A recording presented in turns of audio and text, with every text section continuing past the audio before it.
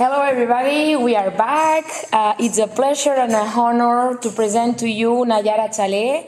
Naiara is the Business Developer, Innovation, and Partnerships Manager at Attico. Attico is one of our sponsors, and indeed, we are now in an Attico's co-working space. She started as Events and Partnership Manager, creating alliances with brands that want to collaborate with the startups and entrepreneurs, and conceptualizing and producing interesting and innovative events, among other charges. Her professional skills in marketing, project management, and business development conduct her to become the Business Developer and Innovation Director at Attico and the Partnership Manager at Attico Lab. Moreover, Naiara is an entrepreneurial advisor at NetMentora, the Union of Startups, Pymes, and Multinationals. Hello, Naiara. Thank you very much for being here today. It's now up to you. You can start talking whenever you want. Thank you very much for the invitation. I'm very happy to be part of it because I think you are doing super great. So I hope you had a great day with the hackathon and also the conferences. So now I will share my screen. Let me just check one second here. Yeah. Okay. Yeah, perfect. I confirm it's okay. Super good. So let's go. So basically, I'm Naiara. I've been already introduced, no? But I'm here, no, to share with you my experience and maybe some ideas about entrepreneurship. First of all, I wanted to share a story from the past with you. I have always been a very curious person, no? And once I read about a technique for brainstorming. Basically, when brainstorm, you can have like infinite ideas, no? The article invited the reader to do a list of 50 things. This was in 2016, and I wanted to become a freelancer to basically have more freedom to work from wherever I wanted, with the schedule that it was best for me. So I decided to reflect about all the professions or personalities that I decided to be at some point of my life. No, so I always wanted to be, for example, a singer from a folk band, even an interior designer working, creating like these little small flats at IKEA, no, or to manage a co-working space. I also wanted to be a politician, no. So at that time, I realized that I'm probably never going to get stuck doing the same job for the rest of my life because I'm a very curious person and I love learning and exploring, no? So here you can see some items in the list. Another thing that defines myself is that I always love to work. I know this is not the best picture, but I really like how my sister looks at me. So it's not that I got paid for working as a child, not at all, no. But for me, is work meant for an activity involving mental or physical effort done in order to achieve something, no. So there was a time when me and my sister, we decided to set up an imaginary business. Of course, we were like about 7 or 8 years old at my mom's place, no. And this business was a library. So we managed to document and make tabs of all the books we had at home. I don't remember the count, but really were lots of them. So once we had it all set, we started playing, no? And I remember telling my sister, Judith, hurry up. There are many clients queuing, waiting to be dispatched, no? And my sister got mad at me and told me, Naiara, I want to play with you, but I want the clients to come one by one. I don't want to hurry up, no? So I think at that time we were already very different one to the other. But I knew somehow that I wanted a successful library, and for that I needed many clients, and I needed to make an effort to make it successful. No, I believe since childhood we already have some personality traits that will accompany us for the rest of our life, no? And at that moment I could see, that some traits of my personality were already set. So basically, to talk a little bit about my background, I acquired knowledge in graphic design, in marketing, in leadership, in project management, or Scrum Master, among others. I don't like to call it study because first, I don't like to study. I'm really not good at memorizing. I'm much better at working, no? And But some knowledge, it's true that it came like formally from university, but the rest of them came self-taught, no, like finding information on books, online MOOCs, no, and other sources, no. So on the other hand, I had different roles in my professional experience, no. So I work as a designer, in operations, in sales, communication, as a project manager, no, and that helped me build a set of different skills, no, very useful skills, no. So I realized that every knowledge I acquired has been very useful in many moments, no. So that's my first learning, no. I would suggest you to follow your curiosity and learn these things that motivate you, no. Professions that we'll have in the future are not created yet, so learn what you like and build this set of skills. You don't know yet if they will be useful, how they will be useful, no. But my experience says me that they will for sure. So then, as I mentioned, I work in different roles, no? But there are two special moments that have been crucial for me to develop as an entrepreneur, and I wanted to share with you these two moments, no? First one was at Play Attitude. Play Attitude was a small publisher company we had in Barcelona. Basically, we were selling only locally, well, here in Spain, I mean, but only national, no. So we had really few resources. It was a very small one, and the publishing industry is really hard. I started there as an intern, and after 3 months we decided to do something a little bit different, so to launch our first crowdfunding campaign to fund the books, no. So we managed to raise 14,000 euros for publishing a small collection of children's book. It was really hard, but it worked, no. I remember at that time there was like the beginning of crowdfunding, and you couldn't find as much information as you can find now, no, but it worked. So it was then that the illustrator, who was one of my bosses, no, challenged me with a very big project. He wanted to take a step further and try to fund an Edgar Allan Poe anthology for adults. It was a special edition, a quality book, no? So basically, I was the only one in the company who could speak English. As you might know, Edgar Allan Poe is an American writer, and there were people in the US funding big crowdfunding campaigns, no, for this type of books. So he said, like, hey, yeah, we can do it, no. So I was a little bit afraid because I was working for the company only for 3 or 4 months, no, so I was still not very confident, and also the fact of doing such an important project, and also to be, well, that needed to be in English was a big challenge for me, no. So I spent a month and a half researching, analyzing the keys of other projects, no, the success keys from other projects, reading, creating the product, budgeting, no. So I realized that we needed a minimum of 60,000 euros, well, actually dollars, to make it a reality, no. And also the target was a challenge because we were targeting Americans, and we didn't have any experience in selling to the American market, no. So at the end, it turned out that we managed to raise 88,000 for this book. We overfunded it by 150%, no. So for the first time in my life, apart from being a success, like personally, it was the first time in my life that I was leading a project, no. I was in charge of leading the team, creating the product, establishing the pricing, the marketing campaign, no, and of course with the help of the rest of the team, no. But for me, I consider this experience as being my first entrepreneurial experience within a company, no. So, well, after that, we found that crowdfunding was actually one of the best ways we could find in order to fund the book. So we published six more amazing books thanks to crowdfunding, no. So after that, well, I felt that it was a really enriching experience, but I wanted to try different things. So then it's when I decided to leave the project, no. And here comes the second learning, no, which is say yes, capital letters, to challenges.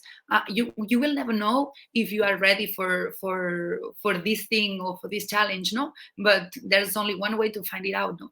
And the second thing is like impossible things are possible, and I saw it with this crowdfunding campaign, no, the first one that was supposed to be really difficult, and people, like some people around us, were telling that it was not possible or that it was really difficult, but at that moment we didn't care much, no, and it proved to be possible, no. So I remember that when they proposed me the project, I was very nervous, but if I would have let my fears to decide, I would have not accepted it, no, and I would have missed a lot of many learnings, no. So yeah, what else? Yeah, the second experience. So basically, the second experience is me working for Attico. I wanted to tell you a little bit the evolution of Attico, because I feel it's kind of parallel with the evolution that I made within the company. No, so as you mentioned, I started as events manager when we had only one co-working space, and I was happy because after talking with the team, no, they gave me the freedom to do whatever I find could provide value, no. So we were creating different formats of community events, after works with dynamics, First Friday, which was a monthly party that we were organizing, and activities such as the ski trip. It's like a weekend we spend in Andorra skiing with all the community, no. So when the project grew, we had more people to engage, no. I mean, team members, also more building to attend, no. We didn't know really how to manage bigger teams, and we were all learning while doing, no.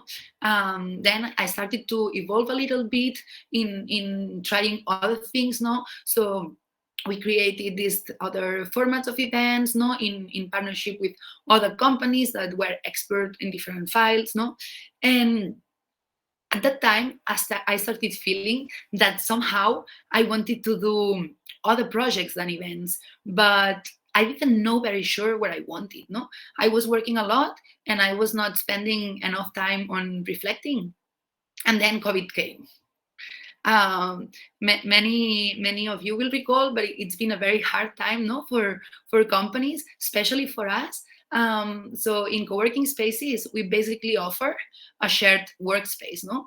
And there was this time that it was wrong to share, no. You couldn't share evening with your friends, and also it was wrong to go to the workspace, no. So it's been really hard for us. I think we managed, no, to kind of overcome this period, no, and actually strengthen us, no. So when COVID came, we were forced to take some time to reflect in our value proposition, but also to innovate, no. So Gabi, which is the CEO of the company, proposed an exercise. It was called Volver a Emprender. So it's kind of let's become entrepreneurs again, no? Because after 3 years with the company, somehow you start doing the same things, no? It's like there's one thing that works, so you repeat the same, no? And we realized that we had to change some things, no. So we did this exercise with the main idea in mind, which was how can we provide more value to our clients and community, no. In that experiment, we were asked to provide as many ideas as we wanted. It was an experiment with the rest of the team as well, and we were asked to discuss the ideas with the managing team, no. This was an invitation for going out of reality, and for me, of the comfort zone that at that moment was events, no. So well, this moment of reflection allowed me to put some order and to do some research about ideas or thoughts that I had in mind, no. I proposed about 40 ideas, I think, and some of them were about sales, others about marketing, establishing a methodology based on objectives for growth. I mean, many different things, no. So for Attico, this was the moment when we realized that we wanted to create more impact and do different things, no. And for me, was the moment to speak out loud all the ideas that were on my mind, but could not share until with others until that moment, no? And also for Gabi, the CEO of the company, it was the moment where he saw on me a potential support to work closely on the future of Attico, no? So basically, well, Attico ecosystem aims to empower professionals and organizations, and basically we work proposing solutions through three business units. First one is Attico Workspaces, which is co-working spaces. Second one is Attico Living. It's the same concept, but for the living. No, we offer shared flats and the access to a community for people, for example, from friends that come to work in Barcelona and they don't have this social cycle and so on. No, and finally, Attico Lab. No, so my mission as a innovation and partnerships manager is to create initiatives, projects, and new business models to add value to this ecosystem that we already created, no? And my main responsibilities are to create these new potential business models, to look for funding and resources to launch the projects, to look for partners as well, to coordinate the teams to actually make the projects happen, no? And also to help and inspire other members in the company, participate in the evolving culture of the company, and networking, a lot of networking, no? Also, as one of the team members with more experience at Attico, I help on recruitment of critical positions, no? And also in the onboarding of new members, no? So as you can see, it's like a very transversal position, no? So I work hand to hand with Gabi, which is the CEO, and thanks to that, actually I can see many different areas of a business, no? And it's very enriching to be able, no, to actually take it as if it's my company and provide in many different areas, no? So I wanted to mention a few projects that I launched within Attico. Some of them focus more on internal processes and changes, and others are small projects for the moment that have the potential to grow in the future, no? So first one is when we grow the maintenance department, who take care of the buildings, no? Was overwhelmed because they were receiving calls from different buildings asking for petitions, no? And also at the moment of going and solve a problem, they did not have the information they needed. For example, no, if they say, okay, this chair is broken, it's like it's impossible that they know if it needs a replacement or you only need a little piece and you can repair it, no? So we did not have a process to proceed the increasing amount of requests, no? So I talked with them to understand the problem and decided to create actually a very simple solution, which is a Trello board that you probably most of you know, that solves different problems. No, on one hand, the maintenance department start receiving all the requests in one place with all the information needed, no, because there are templates. They were now able to have a big picture of all the tasks that they had to do. They were able to prioritize and report when the job was done, no? And all this only from the mobile phone, because of course they don't have a computer, no?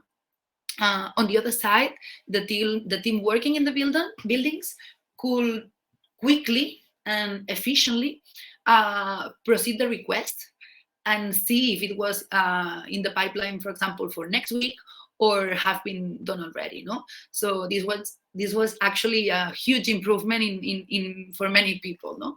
And the solution was quite simple, no? Another example is the pitch competition woman edition. This is an initiative that we are launching for the second year and basically aims to give visibility and resources to innovative startups led by women. Last edition was a big success with more than 150 applications and 16 projects participating, no? And next week we are launching the second edition of the pitch, and it looks like it's gonna stay as one of the initiatives that we annually do, no? Even for example, in this case, even if I don't work on events anymore, I keep leading this project because in that case it motivates me especially, no? What else? The other project? Oh yeah, on the left corner, this is well, actually it's a picture, no, from the project called Future Finance Hub.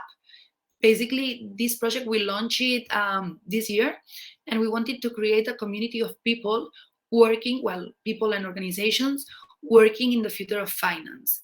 We organize events twice a month in order to generate content related to the field, no, and to promote networking within the members and partners. So we launched the MVP in June, and after the first month checking the results, we decided in December that we are investing more resources to evolve this project, no? And finally, another example of an internal project, it was the setup of an account management process to better retain clients. This idea, I remember, part of my job was also creating new services for the clients to solve other problems, no?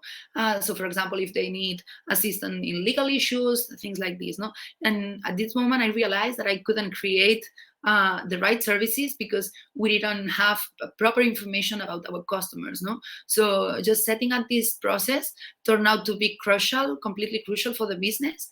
And now that we've grown and we have more than 2,000 companies as clients, it's absolutely crucial, no, to be able to grow and to scale.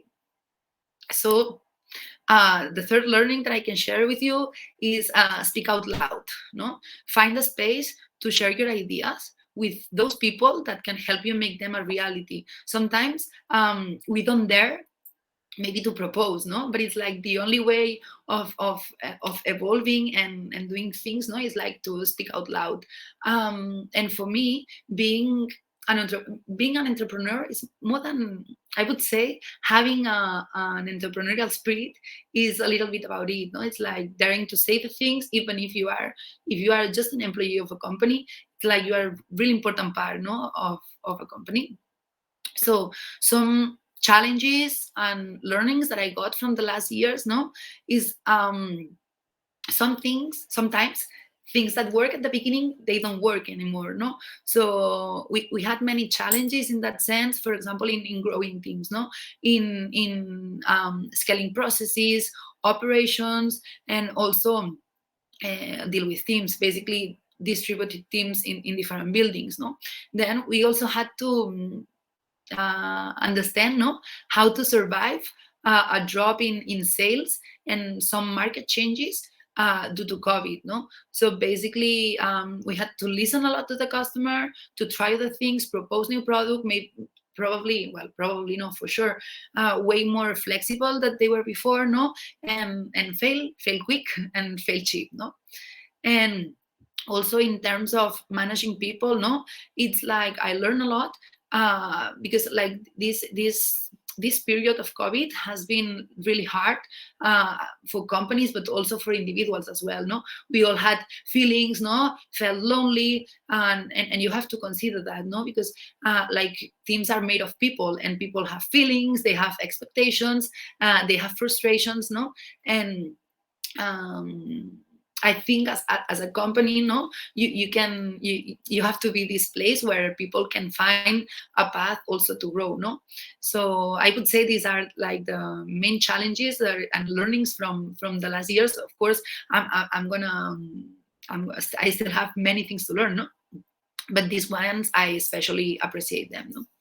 So basically, for many young, this is one of the references that they have for successes and entrepreneurship, no? He started the company young, and it was very successful, but actually research done by Harvard Business Review reveals that average age at which a successful founder started the company is 45, no? And the report also found that entrepreneurs with at least 3 years of prior work experience in the same industry as their startup were 85% more likely to succeed, no? And then I just added an example of this lady, Delia, no? who found a startup about database of health technology services at the age of 61. No, so entrepreneurs need good teams with entrepreneurial spirit. No, this is one of actually the challenges that you face when you want to grow your company, is like find the best people you can. No, and I think being an entrepreneur within a company can be as much as rewarding as starting your own adventure.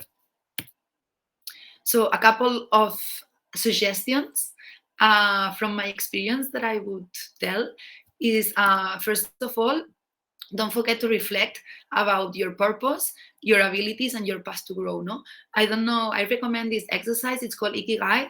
It's a Japanese concept. No, can be described as a motivating force. No, something or someone that gives a person a sense of purpose or reason for living. Basically, you reflect on what you love, what you are good at, what the world needs, no, and what you can be paid for. So coming back to this exercise from time to time can be really good for also professional growth. No, I remember once I did this exercise and I hold all the papers, no, with my thoughts in my room. No, 2 years later, I was packing my stuff because I was about to move the flat, and I found these papers. No, I checked them and realized that actually I managed to grow towards the way I wanted to grow, most probably thanks to feeling and being very clear about where I wanted to go. No, since then I do it from time to time, and it's good to focus, no, on your purpose and what you want to do. And my last suggestion is work a lot for others before starting your journey. No, I would suggest to work for a company when you can start small and grow with them. No, maybe a young startup at funding series A or B stage can be the best scenario to learn and get some experience. No, take risks and make mistakes. Don't fear the unknown. It's like most probably you'll make the most when you take some risk. Of course, you have to consider the consequences, but don't fear them. No, also to show your capabilities. No, be proactive. Go a bit beyond your area of responsibility. No, and speak out loud. Otherwise, probably they don't know that you want to grow in this way or this other. No, and finally, choose learning above money, at least at the beginning. No, not above dignity, of course, but working in a company that cares about people and promotes their growing is, for me, the place to be, and the best way to grow and to build yourself as a professional. No, so I remember like 7 years ago, someone asked me, "Hey, it looks like you've got, no, all the skills you need to be an entrepreneur. Why don't you start your own business?" And at that moment, actually, I replied this person, no, that I prefer that other pay for my mistakes. No, that I'll set up my own business when I'll have more experience and I'm more senior. No, and just preparing this presentation, I was thinking about it, and I think now I would replay differently. No, I would replay. I am an entrepreneur. It's just that I did not start my own business yet. No? And that's all. Thank you very much. I think we are on time. Yeah, yeah, we are on time, Naiara. Thank you very much for your time and your talk. I have some questions coming from the public, so I will address them to you. Okay. First of all, what is for you innovation? What innovation means for you? Actually, we discuss a lot within Attico. We discuss a lot about this question, no, because indeed it means different things for different people, no. But for me, basically, innovation means finding new solutions to the problems. No, it's like to be always really proactive in terms of listening to whatever it happens, no, and being always able or open to change things. No, it's like, for me, innovation means like checking all the time if this is still working, if this is not working anymore. No, or even seeing like little opportunities in anything you detect. So I think that's for me innovation. Like sometimes we discuss if, for example, an improvement in a process, it's innovation. So it depends on the company. There are very traditional companies that for them maybe start working with a CRM, let's say, can be innovation for them.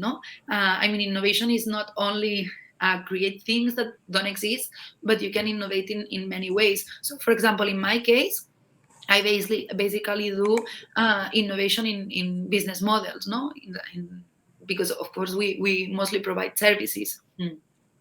Okay, thanks for your answer. Let's go with another question. Entrepreneurship is more about the attitude or more about ideas behind? I would say 100% attitude, but of course, I mean, ideas have to be somewhere behind, no? But the person who is an entrepreneur, I mean, now they have an idea, and in 1 year they will have another. I mean, they don't lack ideas, but it just, I feel that it's like the way of looking at life, no? Of the other day I was reading that entrepreneurship is about changing the world, and it sounds a little bit naive, but for me it is a bit like this. I mean, at the end when you start a project, it's like you realize that there's like something that can be addressed and you want to address it. But I would say that attitude 100%.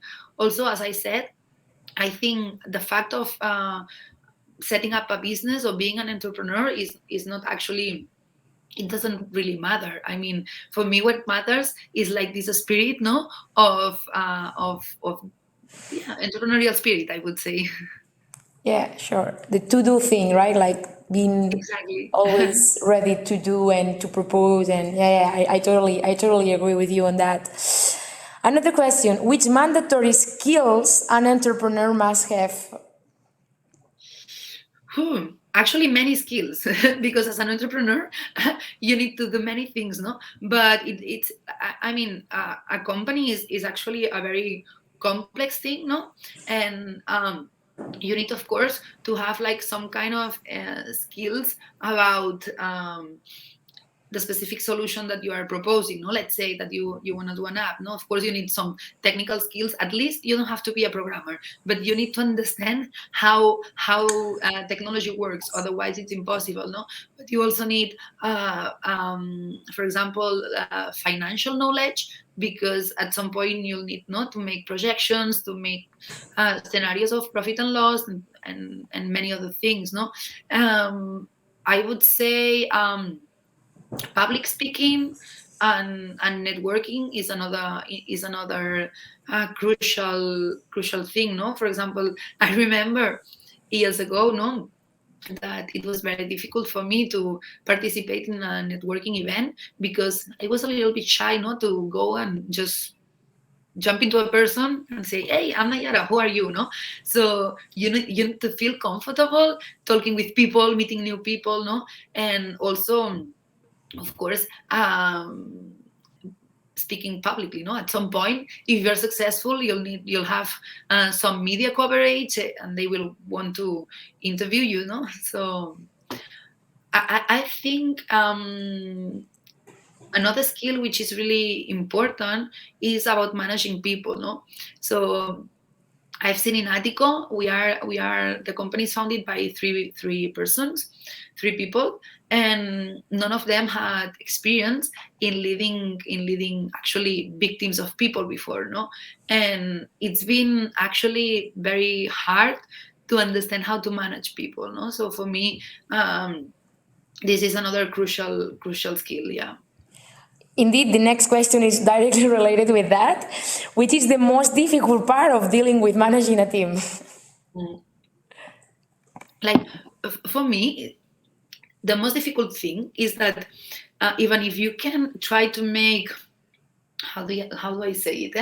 Even if you try to make things work for everyone is different. So it's like you have to invest time in talking to people, listening to them, understanding what they want, what they miss. Because sometimes, especially if you want to be one of these companies that retains talent and wants to give the opportunity for people to grow. You cannot make like it's not an ABC thing, no. You have to be really, really checking on them and seeing, no. Also, uh, the role of well, human resources or people, as they say now, no. It seems like the evolution more focus on actually people as a human being more than a resource, no, that we use. But I would say that to invest in someone expert in human resources since the beginning, no, because probably when you are a team of 3-4 people, you don't know it, you don't need it. But when you start to be like 12 people, I kind of feel that it's already important, no, because you lose probably as a CEO. You don't have time to talk to everyone, no, and these people still need to be listened. So it's like to have someone that cares for the team members is super crucial, no. Okay. Okay. Another question. What have you learned the most from your entrepreneur experience? Sorry, can you repeat the question? Yeah, sure. What have you learned the most from your entrepreneur experience? Wow, the most, the most that I still have to learn a lot. This is the most, no. But when I look back, it's like there's like tons of things that I learned, no. But it's like for me, it's like if you're a curious person and if you like learning, this is like a never-ending curve, no. And every company also is very different, no. So if you also change from one company to the other, suddenly you kind of start again and you have to redo a lot, no. But also I think even personally, you grow a lot, no, as well. Working, and yeah. Yeah, okay. Thanks for that. I have another question. Have you ever tried any kind of feedback sessions with your teams? With the team, Yeah, with the team. yeah, yeah. Actually, for example, now we are starting to create like more spaces within the team to co-create and to be closer to them, no. It's true that for example at Attico, at the beginning when we were a small team, everyone was providing ideas, no. And not only ideas, but also we were like talking a lot with each other. When the team grows, there's like more silos, no. So basically you work with a group of 2 or 3 and you somehow lose track, no. And suddenly you realize that there's like people working in different areas that don't connect a lot, no, or don't talk a lot. So now we are starting to create for example, co-creation sessions with the team in order to avoid that, no. A recent example would be we implemented this year the OKR methodology. I don't maybe you don't know about it, but I would suggest you to read about it because it's really interesting. It's a methodology that was implemented by Google. They were one of the first, and basically it says what I like it more than other methodologies is that it focused not only on the result but also in the process, no. So basically the OKRs say, okay, set up ambitious goals, like really ambitious ones, and don't mind if you don't reach 100%. If you reach 70%, you've done already an improvement, no. And yeah, and that's really interesting. And so for example when we decided to set up this methodology, we had different ways of setting up the objectives, no. So one option was to gather the managers of every team and ask them to decide the objective, no. Instead of that, we did kind of workshop sessions with the different departments or areas. Actually, we did 12 sessions, and we involved the manager, but also people working in many different areas of the company, no. So for example, deciding the strategic objectives was the CEO, but also the person who's working at the front desk, or the guy, the operations guy, operator that works in maintenance, no? And it was really good, because you could see, like, sometimes managers, we lack the capacity to connect with actually, for example, customer, well, actually our customers, no, because we are not directly with them, no. While people, for example, working at front desk, they are much more aware of the problems that they have, no. And that's it's been a really enriching situation for us, because we've seen the value, no, of working all together for that. I don't know if I replied. I went a little bit Yeah. I think you have replied so well. Thank you for that. And I think that we will address the last question. That is, there are many companies that still do not take advantage of allowing entrepreneurship internally. What would be your recommendation to them? My recommendation would be, I mean, do your homework and try to make the company a space for that. No, at the end, it's like, I think more and more people are developing this entrepreneurial spirit. Before, we were accepting a job. I mean, it was okay to work in the same job for all your life, or even in the same company, and we would be happy. Now we are not anymore. People, we want to evolve, we want to learn, no? So it's like, if you don't create the space for people to grow, you are going to lose talent. So it's like, definitely for me, one of the actually, it's a really cheap solution, and it also brings, like, many good results, no. We talk also about, sometimes we talk about, for example, innovation, no. I mean, I lead the innovation department, but innovation doesn't come from me. It can come from everyone, no. And for me, promoting this intraemprendeduría in English, I think it's, I don't know if it's intra entrepreneurship, but it's like, yeah, entrepreneurship within the company, no.